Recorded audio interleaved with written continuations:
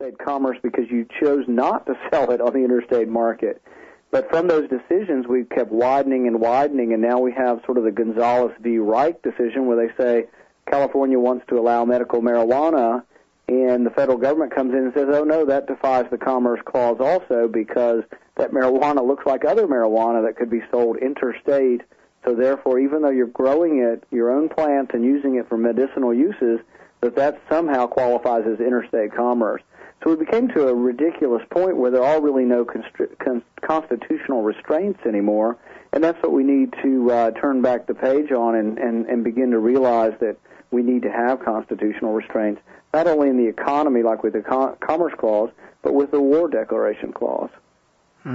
Well, and that's a very important point and really leads to my next question. If you're running in a Republican primary, there's going to be a lot of heat about your position on war, and your choice then will be either to moderate your position and sound a little bit more Republican on foreign policy issues to try to appease them, or to do like I've seen your father do with his constituency down there in District 14 in South Texas at one of the barbecues there. I think it was in 2004.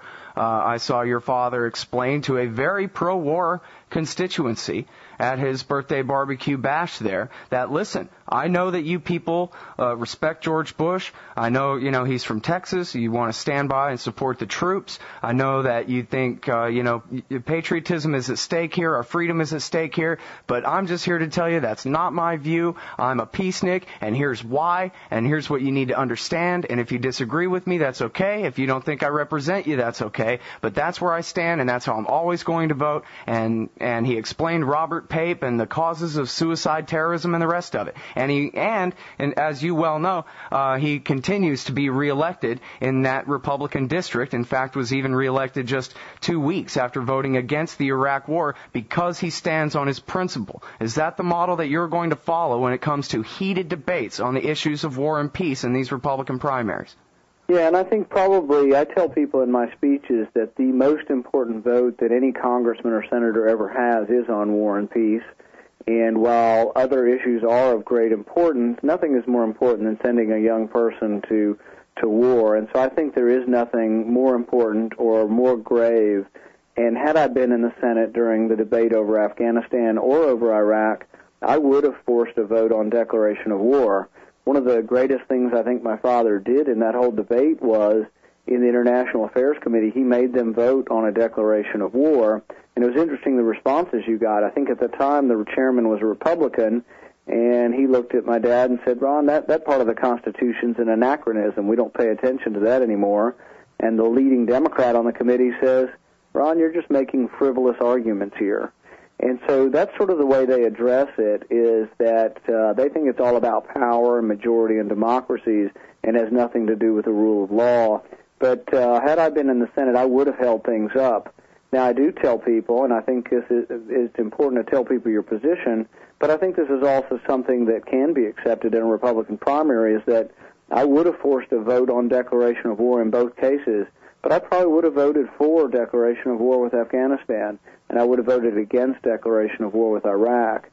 So I think that not only is that my position, I think that's an acceptable position in a Republican primary. Mm-hmm.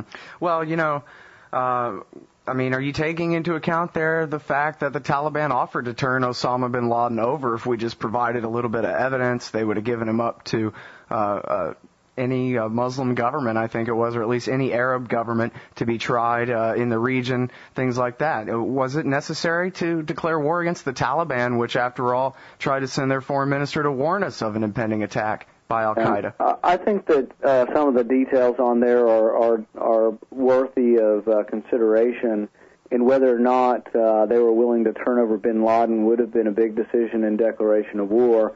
But I didn't see any evidence that they were rounding up bin Laden and turning him over. It took us about a month to go in, and I think during that month you have that debate and you have that discussion, and if they were willing to do that. But in the end, they fought hand in hand with bin Laden, so I think to separate the Taliban as being some force that really diplomacy would have worked with, I think was probably a mistaken notion. Well, of course, we're occupying Afghanistan now, and our war has morphed from a war against al-Qaeda into a war against the Taliban, and in fact, according to many experts I talked to on this show, into a war against the Pashtuns. And the fact that the American occupying force likes to call anyone who resists Taliban notwithstanding, what's happened is basically the entire Pashtun tribal system on both sides of the Afghan-Pakistan border is resisting our occupation. Is it okay for us to now differentiate between them and al-Qaeda, or do we have to defeat all the Pashtun tribes? Yeah, no, I think that the idea of having a 10-year war that goes on, you eventually, when you occupy a country, you run into more and more problems that I would not have been in favor of. And in fact, I think when you decide to declare war, you have to also decide how to end war. And, I would not be in favor of a long-term occupation of, Iraq or Afghanistan. Okay. Now, you speak of the rule of law. What's your position on torture and on war crimes prosecutions for the many torturers in the previous administration? I'm opposed to torture, and I think our country should have a higher ideal than that. And I would oppose it and would make that part, it actually officially is part of our Army manual not to do it. We just don't pay attention to our own rules. But, I think that torture is always wrong and shouldn't be performed. Well, and what about prosecutions and official investigations? In fact, a student of the Constitution, as I know you are, the Constitution says that any treaties ratified by the Senate are the law of the land. Nothing in the federal law or the Constitution, notwithstanding, not that there's a conflict in this case, I don't think. American federal law and the Constitution seem to be in harmony, if not, word for word the same. There doesn't seem to be a conflict between them and our international obligations, which mandate official investigations into credible accusations of torture. They don't say if you feel like it. They say if you don't do it, we will. Yeah, I'm not sure I'm in favor of, trying George Bush in some kind of trial for torture. I don't know that does good for the country, or I think it ended up being more of a political question than it ended up being whether or not you can try a political leader. And there are some arguments for whether or not a president can be tried for things like that. With regard to, if you take it back and you look at a specific instance like Abu Ghraib, where there was torture and inappropriate behavior by guards, I think it was a mistake there that the only people they tried were the enlisted people right around them. I think there's no way that there were not officers, at least within that cell block, that had to have knowledge of what was going on, and if not, giving directions to it. So I think they whitewash a lot of things like that. I think it's harder to decide if you're going to try a soldier at Guantanamo who does this under direct orders. Is it that person that should be tried or the person that gives the orders? And if the orders went all the way up to the chain to either Dick Cheney or George Bush, should they be tried for it? I don't think that is good for the country, probably, and I don't think that that's going to occur. Oh, well, I don't think anybody thinks it's going to occur, but it leaves us with a moral dilemma, doesn't it, when, and as is revealed and as he admits on TV more and more every day, Dick Cheney ordered this stuff.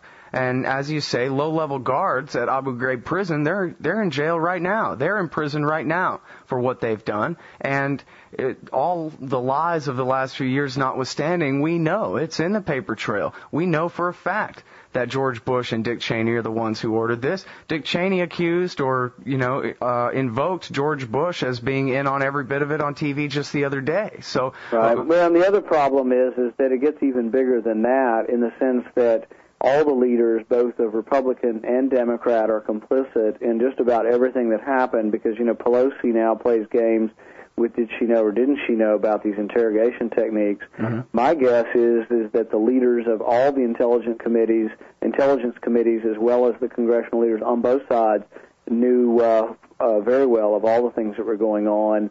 They knew most about these wiretaps. I mean, for goodness sakes, the greatest irony, and it just makes me laugh and think it's just hilarious, is that Jane Harmon got caught up in the wiretapping when she was a big proponent of it, And I think it serves her right, but shows also how, if she truly is innocent, how innocent people get caught up in wiretapping. But that's the way it was. The Republicans and the Democrats at high levels supported and at least knew that Bush had given these orders to allow torture to occur. Mm-hmm. Well, but now what